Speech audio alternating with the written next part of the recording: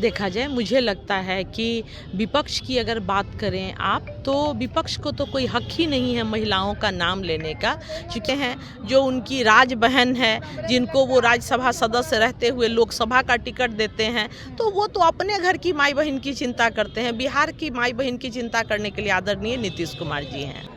और मैं इस पे यही कहना चाहूँगी कि आदरणीय मुख्यमंत्री हमारे नीतीश कुमार जी, जो हम महिलाओं को, बुजुर्गों को और हमारी बिटिया को उड़ान भरने के लिए पंख लगा दिया है और वो उड़ान भर रही हैं। जिनके घर में भी बहू बेटियों का इज्जत नहीं होता है, बेटियों का सिर्फ इज्जत होता है, बहू का नहीं होता, वो क्या बिहार की बेटियों को और बहू के दर्द को समझेंगे।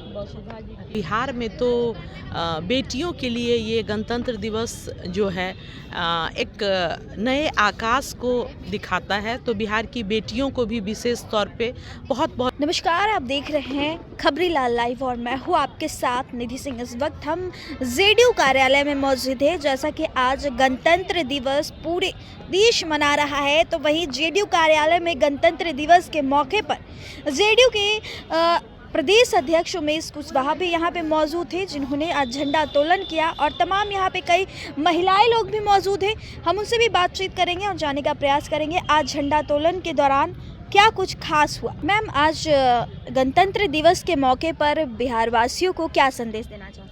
देखा जाए, सबसे पहले मैं गणतंत्र दिवस के इस शुभ अवसर पे तमाम बिहार वासियों और तमाम भारत के लोगों को बहुत बहुत शुभकामना और बधाई देती हूँ।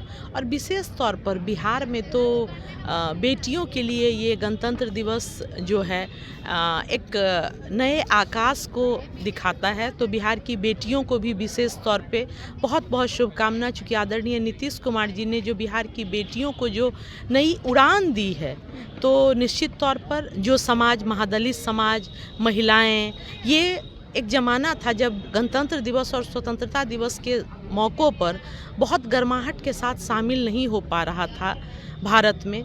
मगर आदरणीय नीतीश कुमार जी के समय में विशेष तौर पर बिहार में हमने देखा है कि वास्तव में गणतंत्र फलीभूत हो रहा है।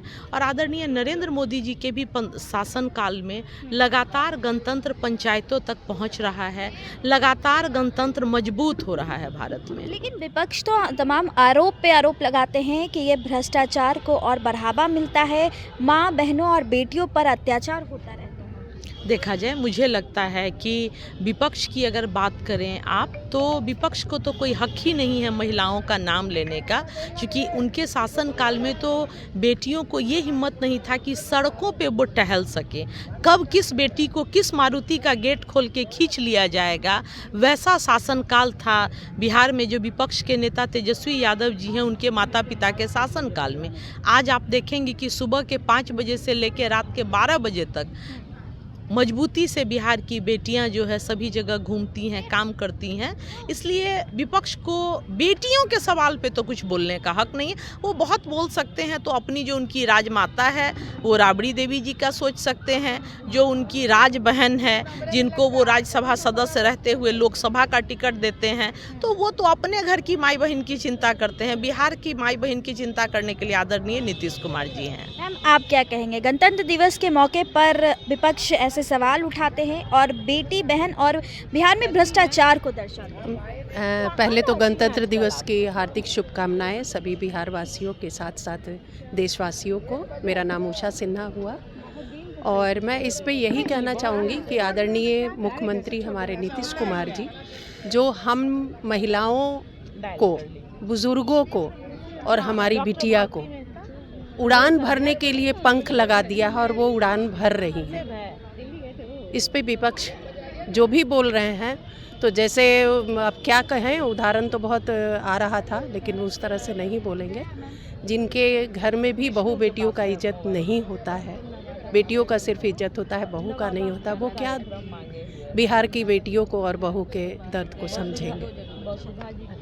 तो चलिए आप सुन रहे थे, हम जेडीयू कार्यालय में मौजूद थे। जेडीयू कार्यालय की कई नेत्री लोग यहाँ पे मौजूद थी, जिन्होंने सीधे तौर पर कहीं ना कहीं लालू परिवार पर कटाक्ष किया कि जहाँ पर बेटियों की सिर्फ इज्जत होती है, बहू को इज्जत नहीं होती। जैसा कि हम आपको बता दें, तेज प्रताप की पत्नी ऐश्वर्या, उनकी साथ जो डाइवोर्स वाली खबरें थी और वो दोनों अलग है। कहीं ना कहीं इसको देखते हुए भी लोग कटाक्ष कर रहे हैं। इस रिपोर्ट में बस इतना ही। देखते रहे खबरीलाल न्यूज़। बहुत बहुत धन्यवाद।